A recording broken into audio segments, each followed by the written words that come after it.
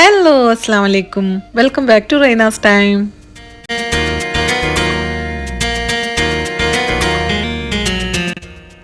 അറിയാലോ, ഖത്തറിൽ ഇപ്പോൾ വിൻ്റർ സീസണാണ്. ഇന്നാണെങ്കിൽ അത്യാവശ്യം തിരക്കുള്ള ഒരു ദിവസം കൂടിയായിരുന്നു. അതുകൊണ്ട് രാവിലെ തന്നെ കെട്ടിയൊരുങ്ങി ഷോപ്പിലെത്താനുള്ള ആ ഒരു ഓട്ടപ്പാച്ചിലായിരുന്നു. നമ്മുടെ ഡ്രൈവർ എന്നോട് പറഞ്ഞു, അണ്ണാ പെട്ടെന്ന് തന്നെ ഷോപ്പിലെത്തിക്കണേന്ന്. അങ്ങനെ പകുതി വഴി വന്നപ്പോൾ റോഡൊന്നും കാണാൻ പറ്റാത്ത രീതിയിൽ നല്ല ഫോഗ്, നല്ല തിക്ക് ഫോഗ്, ഡെൻസ് ഫോഗ്. ഒരു 2 മീറ്റർ വിസിബിലിറ്റി പോലും ഇല്ലാത്ത രീതിയിൽ കട്ട ഫോഗ്. നല്ല പണിയാണ് കിട്ടിയത്. അണ്ണനെ അതിൻ്റെ ഇടയ്ക്ക് വൈപ്പറൊക്കെ ഇട്ടിട്ടുണ്ടായിരുന്നു. എന്തിനാണെന്നത് എനിക്കും അറിയില്ല കേട്ടോ. കുറച്ചുകൂടെ മുന്നോട്ട് പോയപ്പോൾ സിനിമയിലൊക്കെ കാണുന്ന പോലത്തെ സ്വർഗരാജ്യം പോലെ ഉണ്ടായിരുന്നു റോഡ്. ആകാശമാണോ ഭൂമിയാണോ എന്ന് തിരിച്ചറിയാൻ പറ്റാത്ത രീതിയിൽ. നമ്മുടെ ഓപ്പോസിറ്റ് ട്രാക്കിൽ കൂടെ വണ്ടികൾ പോകുന്നുണ്ട് വളരെ സ്ലോവിൽ. പക്ഷെ നമുക്ക് അതുപോലും കാണുന്നില്ല, അത്രയും വിസിബിലിറ്റി കുറവായിരുന്നു. അതിനിടയിൽ ഡ്രൈവറിന് എനിക്ക് ഭയങ്കര വിഷമം. സൂര്യൻ വന്നില്ലല്ലോ എന്ന് പറഞ്ഞിട്ട്. ഇത്രയും ഫോഗിൻ്റെ ഇടയിൽ നിന്ന് ഈ മറ നീക്കി പുറത്തേക്ക് വരാൻ പറ്റണ്ടേ ആ പാവത്തിന്. അങ്ങനെ പെട്ടെന്ന് തന്നെ നമ്മൾ വണ്ടിയൊക്കെ ഒന്ന് സൈഡാക്കി. പിന്നെ കുറച്ച് നേരം എൻ്റെ പട്ടിഷമായിരുന്നു കേട്ടോ. അല്ലാതെ ഇപ്പം ഞാൻ എന്ത് ചെയ്യും? നമ്മുടെ ഓപ്പോസിറ്റ് ട്രാക്കിൽ വണ്ടി പോകണ സൗണ്ട് കേൾക്കുന്നുണ്ട്, പക്ഷെ ഒന്നും കാണാൻ പറ്റുന്നില്ല. അത്രയ്ക്കും വിസിബിലിറ്റി കുറവാണ്.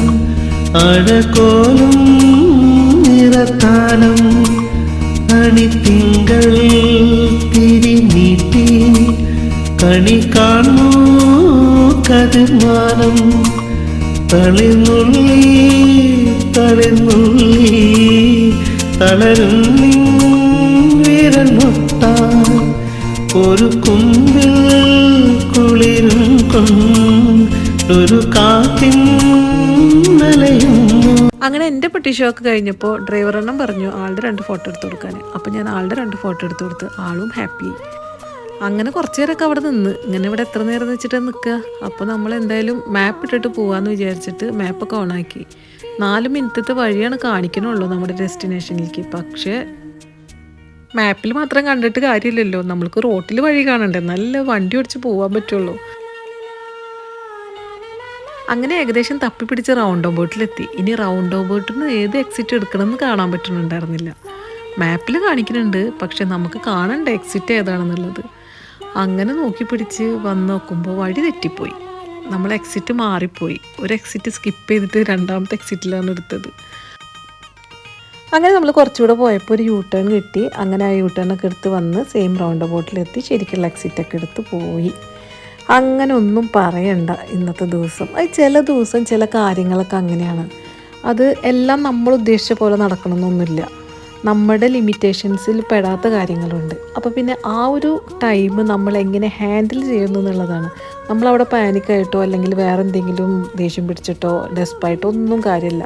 ആ ഒരു സിറ്റുവേഷനെ നമ്മൾ ഹാൻഡിൽ ചെയ്തിട്ട് ആ ഒരു സിറ്റുവേഷനിൽ നമ്മൾ എങ്ങനെ ഹാപ്പി ആക്കുക എന്നുള്ളതാണ് നമ്മൾ നോക്കേണ്ടത്.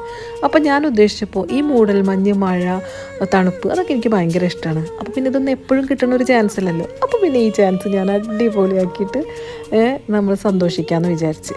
അങ്ങനെ ഞാനതങ്ങോട്ട് ആസ്വദിച്ച്, ഞാനങ്ങനെ വിസ്തരിച്ചങ്ങോട്ട് ആസ്വദിച്ച്. എന്തായാലും നമ്മൾ എത്തേണ്ട സമയത്ത് അവിടെ എത്തും. അങ്ങനെ നമ്മൾ പോയി. അങ്ങനെ ഫൈനൽ ഡെസ്റ്റിനേഷനിൽ നമ്മൾ എത്തി. ഒരു വിധേന വഴി കണ്ടുപിടിച്ച്. ഒന്നും കാണുന്നുണ്ടായിരുന്നില്ല. ഈ ഒരു മാപ്പിൽ എങ്ങനെയോ അഡ്ജസ്റ്റ് ചെയ്തിട്ട് എത്തിയെന്ന് തന്നെ പറയാം. അങ്ങനെ നമ്മളെത്തി. നമ്മുടെ ഈ കാർ പാർക്കിങ്ങിലൊക്കെ ഫുൾ ഫോഗാണ്. ഒന്നും കാണില്ലതേ, ഒന്നും കാണില്ല. അടുത്തെത്തുമ്പോഴാണ് ശരിക്കും കാണാൻ പറ്റണുള്ളൂ.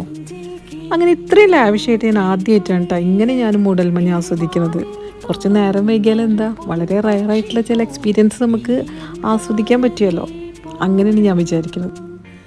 നമ്മുടെ ലൈഫിൽ നമ്മൾ പല സിറ്റുവേഷൻ ഫേസ് ചെയ്യേണ്ടി വരാം. സുഖമാവാം, ദുഃഖമാവാം, സങ്കടമാവാം, സന്തോഷമാവാം. ഏതൊരു സിറ്റുവേഷൻ വന്നാലും അതിനെ നമ്മൾ എങ്ങനെ ഹാൻഡിൽ ചെയ്യണതിനനുസരിച്ചിട്ടാണ് അതിൻ്റെ ആഫ്റ്റർ എഫക്റ്റ് ഉണ്ടാവുക. ഇനി സിറ്റുവേഷൻ എന്തും ആയിക്കോട്ടെ, അത് സ്ഥിരമല്ല.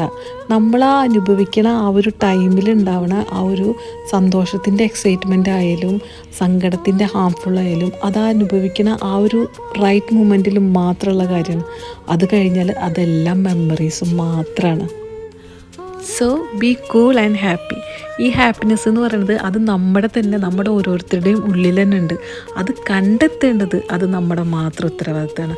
അതിന് ആരായാലും എത്ര പേരിരുന്ന് ചുറ്റിലിരുന്ന് നമുക്ക് ഉണ്ടാക്കി തരാൻ നോക്കിയാലും നമ്മൾ ഉദ്ദേശിക്കാതെ നമുക്കുള്ള ആ ഒരു റിയൽ ഹാപ്പിനെസ് കിട്ടില്ല. അപ്പോൾ be happy, stay blessed always. By.